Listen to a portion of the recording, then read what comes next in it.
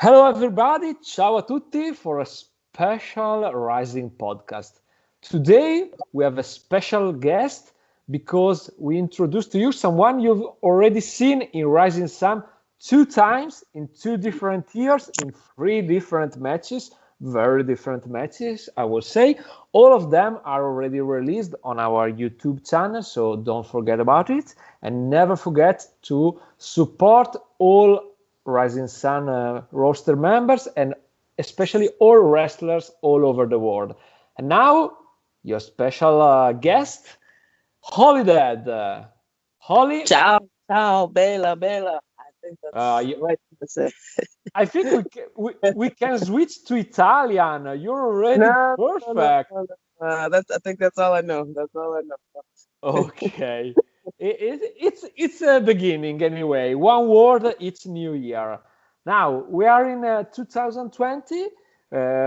We met you last time in September or October 2019. So Yeah. already almost 1 year, and we obviously hope to have you back sooner than later. But it's the lockdown time. Coronavirus is spreading all over the world, so the most important thing is that everyone keeps safe. So everyone who's listening, stay at home as much as you can, and be safe for yourself and for everyone else. Yes, stay at home. We would love to be out kicking ass in the ring. I would love to be throwing bodies around. I'm going crazy, but have to stay safe at home so that we can create madness in the ring. Stay safe so we can get through this and get past this. So I will start with a question that I think a lot of people already told you. You worked with WWE, but you just didn't work with WWE once, but more and more time. And you started your career training with Gangrel, that was a Mhm. WWE superstar. So you were already in, let's say, trained by someone that was a big star, also by the Samoans, if I'm not wrong. And Mhm. when you started to work with WWE, appearing on WWE Raw and later on WWE NXT, uh, was it really a dream come true, or it was more something like a step in your career for you? Well, the first time I think that was back in 2016, and that was on WWE Raw. Like the first time that was like a dream come true. It was like uh, just couldn't believe it. Like walking down the ramp, like I had one of those moments, like looking around, like oh crap, this is really happening. Like this is it. I mean, it was something, like growing up as a wrestling fan, growing up watching WWE, it was an amazing experience to get that opportunity. Then around the second time it happened, I feel like I had came more into my own just on an independent level and independent scene. So the second time was more so like I kind of know what I'm here to do. I'm gonna come in. It's a job, and I'm gonna go on my way. I mean, WWE is great if that's what people want. I've since the first time and the second time, I've come to have more of an appreciation for the independent scene, just the freedom I have, just character wise, schedule wise. So for the first time, I'd say it was a dream. The second time, it was more so, all right, this is work. Go do your work and move on. During the last month, we've seen both WWE and AEW working without fans because of the Mm-hmm. restrictions.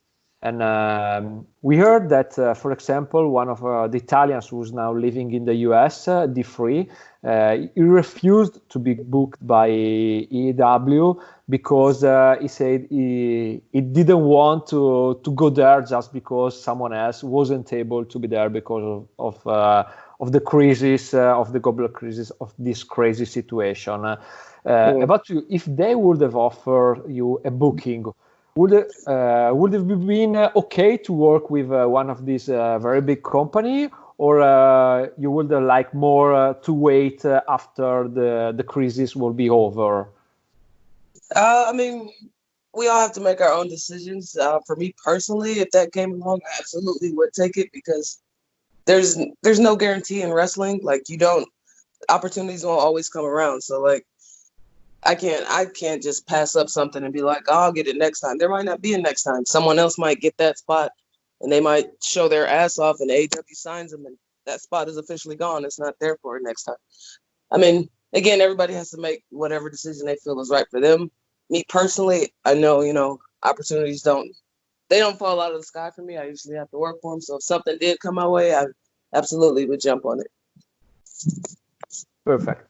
And the one of the biggest difference between the US and maybe the European scene is that working and living in the US, it means you have to travel a lot of time between the various states, working from one promotion to another one. While in Europe, maybe you are more used to work in the same country, except some more important talent. How much challenging and how much hard is to adapt to continuing traveling, working in so many different places, different way to behave of the people, different weather, and so on. Is very difficult, or is something that you appreciate and you like these kind of challenges? Well, I think in the States we're kind of used to it, like because I've been to Europe a couple times now. So when I do hop in a car and I'm talking to guys like about driving 8 hours or something, they're like, "Oh, the whole country of Europe is, less than that drive or whatever." So for us, it's used to it. Like we're used to it. It's something we know that comes with the territory. But for me, I like to be gone. I like to travel. I like to be on the road, see different sites. Like I always try to make a trip of it, stop somewhere, see something I haven't seen before. Me personally, I like it. I know some people complain or whatever, but I just take it as part of the job. This is what I want to do. This is what I want. So I accept that challenge, and it's about building your name too. And once you build your brand, you always make sure, you're covered by that promotion for gas and things like that so that you are turning a profit actually. And one more question about keeping traveling. One of the thing a lot of people working in the US in wrestling tell us in Italy is that you have to be very resilient to adapt to the various situations, and a lot of people is talking about the fact sooner or later you will sleep on a car for the night because there is no other way, nothing else to do, especially when you're still a trainee, paying your dues and so on. Is something that happened to you too? Oh, absolutely. I hope you have a comfortable car, keep your blankets in there, travel with your food. You find a nice, good rest stop area, well lit, and you make camp. I don't know. It's something that's normal for us in the States. Like you take these long drives, you feel like you can't make it, you pull over. Yeah, I got my whole little car travel kit, my blanket, water, everything. It's a norm for us. Yeah. And of course, during a lot of these crazy trips, working in various promotion, you also make both friends and especially workers that you find familiar.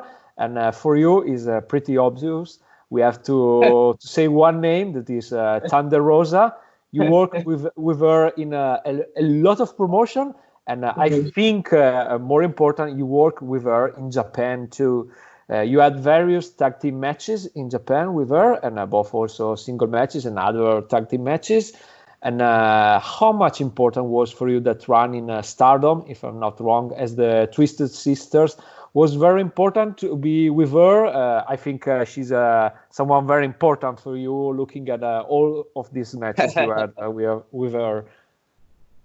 Absolutely, that's my best friend. That's like my sister, like, or not blood sisters, but that's like my sister in real life. Like this business is crazy, and it could be a very lonely business. Like there's a lot of people, but there's a lot of snakes in this business. There's a lot of people that want to cut you down to get. There's a lot of people that will cut you down to get to a higher position or whatever, and it's hard to find some real friends in this business. So like when you do, that's something that you cherish, and to be able to be on the road and travel and do tours with your best friend, like travel on the road, doing tours with your best friend, doing what you love, like that was some of the best times ever, because it's like the best of both worlds. You get to share this with somebody that you care about so bad. So people, if you can find real friends in this business, like keep them close, cherish those moments. I know we're always worried about the next thing, the next booking, but appreciate, the moments and the good times while you have them, because things are always changing in this business. Yeah, as we've seen recently, you're a full-time wrestler, and during this time, not being able to have bookings, do you think that when everything will be over and people will start to have new events, do you think the fans will be still there for us, for the wrestling scene, to help us and to support us, or do you think that to be a full-time wrestler will be even more difficult than before? I absolutely think it's going to be harder just because we have no time frame of when anything can get back to normal. And I think whatever our normal was before this, it'll never be the same. This is going to change everything. Like various states here are opening up, but again, it's limited things. There are some states that said they won't have any live events, like California, which is a big state. It's like definitely on an independent level, I feel like there's going to be less shows and there's going to be less spots as well. So I think it is going to be extremely hard. Like, I mean, I was supposed to be in the UK right now, but I still have some companies that want to work with me later in the year. But again, I can't even tell when stuff is going to be opening up. So it's going to be a lot harder than before. I mean, if you want it, you gotta keep fighting. Like, this is a very tough time for me, not being able to work, just trying to sell merch and keep pushing out content so the fans don't forget about you or whatever. But I think we're definitely up for some harder times than before. We'll get through it. The show must go on, like you said. AEW and WWE, those guys doing live events with no fans, trying to put something out there. But for the independent scene, it's going to be a struggle, but hopefully we can all get through it and see the light at the end of the tunnel somewhere. Yeah, we've seen, I think yesterday, Progress Wrestling 2 canceled a lot of shows that were supposed to be both in the US, Canada, and so on. You worked with both Progress and some of the top European promotion, like, for example, Pro Wrestling Eve, and you worked in Spain, in Germany with WXW, in a lot of places. Do you think it's very different, the scene from the UK to Germany, Spain, Italy? Do you find it really different, or basically it's just wrestling, so you just focus on it and you are pretty sure you will have a good result? Or do you find that every country can be really different and challenging? I feel it's a bit different and the same. At the end of the day, like, wrestling is universal across like all languages. Even if we don't speak English, I can go in the ring and do what I do, and you know what I'm doing. Like, wrestling is universal in that sense. Of course, in Europe, you guys, do have a little bit of the European catch style. That's different, but I feel like for me as a performer, I'm confident where I'm at and what I do and bring to the table. So as long as I'm confident in that and what I bring, like, the people, they're receptive to it. But every scene is different, just like every state you go to in the US is different. You just kind of got to research your audience and like what they're looking for, what that crowd is like. Everything is different, but it's the same, if that makes sense. Good. And you've been in Italy twice in the distance of 1 year. You've been in September 2018, and I think both in September 2019. After 1 year, do you find some big difference? More or less, it was the same for you? There was something that you think you can build on in Italy, coming back maybe? I'm not saying this year because it will be very complicated, of course, right. But it's something you would like to be back. And do you think there could be more improvements waiting for you? Absolutely. It's a place I want to come back. When I did my first ever European tour, you guys were the very first promotion I ever worked for. Like, I was trying so hard, reaching out to companies, trying to get my foot in the door. And I only ended up doing 3 bookings my first time ever over there. You guys were my very first one. And I was honored and able to do your first ever female main event in Italy. Like, that's fucking mind blowing. Like, it's absolutely a place I want to get back. Like, you guys have allowed me to do some first, explore a new part, like try to make my namesake over there. Like, I love what you guys are doing. Like I feel like your crowd is there, they're into it. Your workers, they work hard. No, I'm just looking forward to. I'm looking forward to getting back when stuff blows over and just to see you guys continually grow. I think you're doing a great job, and I'm happy to be a part of the Rising Sun family. And now we have two revelations that I need to do. And the first is you're talking about coming back to Italy for wrestling, but we both know there is one more reason you want to come back. Yes, that is true. That is true. The authentic Italian lasagna. Oh my God. Oh my God. I'm sorry any Americans listening to this, but the stuff we've been eating over here is crap. It's absolute crap. First time I ever went, your mom made me authentic lasagna. I could die right there. It was like, that's it. I'm done. Life is complete. This is it. This is what life is about. This is it. I don't know what we've been eating in America, but that shit ain't it. This is it.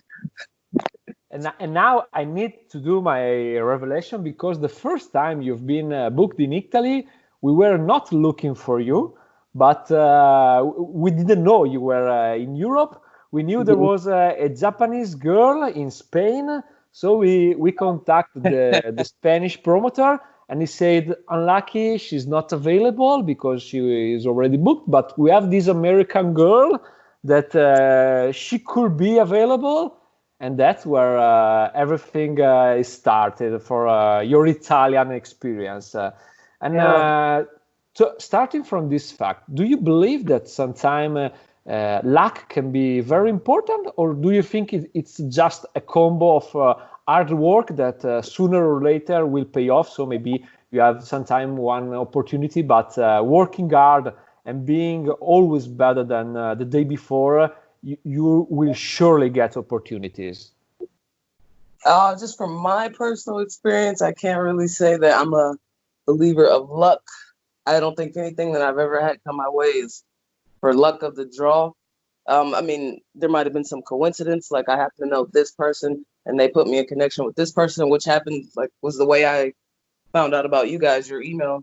But if I wasn't prepared as a worker through my training, good communication skills, like then none of that would have mattered at all. Like I wouldn't have been able to get my foot in the door. Like you absolutely have to work hard. You have to, like, this is a nonstop grinding business, especially on the independent scene, because there are no managers. There is nobody getting your bookings. Like you are your own brand and you are your own CEO, and you have to do all of that. And like I meet so many people, especially going into Europe, that want to come to America and do this. And I'll just bring up like driving 6 hours and they'll freak out. And it's like, these are little things that you have to do. If you claim you want this, like you can't stop at, oh, I'm only going to do this. I'm only going to do this. It's so much. It's nonstop, constantly working to stay working. On our side, I have to say we can only talk so good about you for everything. We've been very happy to have you not just once, but also the following year. And really, we hope to have you again in future, hoping everything will be better. But the last time you've been in Rising Sun, you had a particular kind of match because you had a comedy match against one of the most famous Italian comedy wrestler. And after that, just a couple of months later, you also had a match against Joey Ryan. Yeah. So is it something you would like in your career to try again, to work on? Or do you like more to work on, let's say, more normal matches? I'm not gonna put myself in one box and say I only want this. I'm absolutely open to different opportunities or whatever. Like those are some of the funnest matches I've had. I know for me personally, character-wise, people think, oh, she's a character, and like I feel like sometimes my skills get downplayed. People don't think that I can wrestle and do certain things. So in that aspect, I would like more challenges against people who are known as some of the best workers, just to show, yeah, I'm a gimmick, but I can fucking go. But at the same time, I won't limit myself to anything. Like I'm down for a plethora of matches, except death matches. I don't do death matches. I do not do death matches.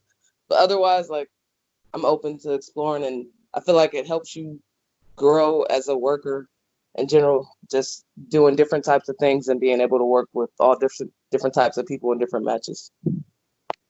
And regarding your past matches, if you would like to suggest one of your matches to our audience, there is one favorite match you have that you were working on, of course, that you would suggest that everyone should see that match.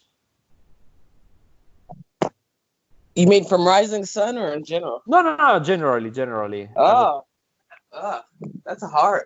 Oh, one match. Oh. I feel like I had a really good solid match against Tony Storm at Progress. Don't ask me when that was. Maybe last year. Going off the top of my head, or recently worked Giselle Shaw or Sami Zayn in Pro Wrestling Eve. So I'll go with those three. Check those out if you could find them somewhere. Perfect. Pretty sure everyone can check that on demand of all these great companies. And if we will be talking about one classic match from the past, so let's say WWE, WWF, the company you like more. If there would be one match that you think any wrestling fan should watch in his life. Don't do that to me. That's hard. Okay. Okay. I feel like I'm taking a cheap way out, but it's true. Randy Savage against Ricky Steamboat, just fucking pure wrestling, pure going. But if I'm gonna go on a dark side scale of things, this is not one you'll probably hear a lot. But I'm gonna say Undertaker versus Mankind, and the Buried Alive match. I do represent the dark side. It's not just a gimmick. I like that kind of stuff. So it's a different type of match, as we were just talking about. So I go with those two. Okay, so one more fantasy question. If you will be able to choose one opponent for one match, both from the past or from the present, who would you choose as an opponent, and in which place would you like to have that match? Miko Satomura, Korakuen Hall. I think she is hands down the best female wrestler in the world. That's my one dream match if that could ever happen. It doesn't need to be at Korakuen Hall. I'll wrestle it in the States, Europe, but before she puts her boots away or I do, I would love to have the opportunity to go one-on-one against her. Okay, perfect. The last question of the podcast. You're very famous because you're not just a woman doing wrestling, but you're a very strong woman, and you really like to show everyone your physical gains. So, how much were you upset when you found out that Rising Sun Graphic used an older promo pic? Oh man, it was upsetting because I look at the old picture and I look at new pictures and I'm like, oh my God, I'm so much tanner, I'm leaner, I got better muscles. Like they don't do it justice. It's like when people use the old WWE photos and they don't look anything like that. It's the reverse opposite of me. I'm progressing. I'm hitting the gym, hitting these home workouts. Yeah, got to keep those updated photos. We got to, Fabio. We gotta. Yeah, I love that was our mistake, of course. And I would like to thank you again for being part of this podcast. I hope all our fans appreciated it. We are available for feedbacks. It's the first one in English, so I hope everything was understandable. Live? It's not live, of course, but we can make it a fake live if you'd like to. No problem. I didn't know if this was all going on now. Okay. No, If it was, I'm glad I didn't know. I want to remind once again everyone that you can support Holidead and all wrestlers, following them on social medias and taking a look at their stores, at their online stores. There are shirts, everything they are saying. So you can support them in active ways, and never forget to support the places they are working. So Holly talked about, for example, some of her great matches. Take a look at these companies, for example, Progress, Pro Wrestling Give, and Rising Sun, of course. Of I course. always remind everyone we have our on-demand system. We are on WXW Network, WXW Now, and we also sell all our shows, both individually and globally. All our shows are on sale for 20 euros, and it's more than 100 hours of wrestling. So thank you again, Holly, for being with us. And if there's something more you want to say to the Italian fans, especially. Thank you guys for having me. I appreciate it. If I come back next time and anybody wants to come by the merch table and bring me a homemade plate of something authentic Italian, I will gladly accept it. Just throwing it out there. You can follow me on Twitter at Holidead, Instagram at Holidead and I have a Facebook fan page, Holidead. Business inquiries can go to holideadwrestling@gmail.com. Keep supporting the independent talent. Keep supporting Rising Sun. Stay 6 feet away from each other. We will get through this, people. And one more recommendation to everyone that is following us from outside Italy: please don't eat pineapple pizza. That's really something terrible. Every time you eat a pineapple pizza, you are killing Italian people. Never forget about that. I didn't know that. All right, okay. Thank you again, Ollie, and thank you for everyone listening. Bye-bye. Ciao. Ciao.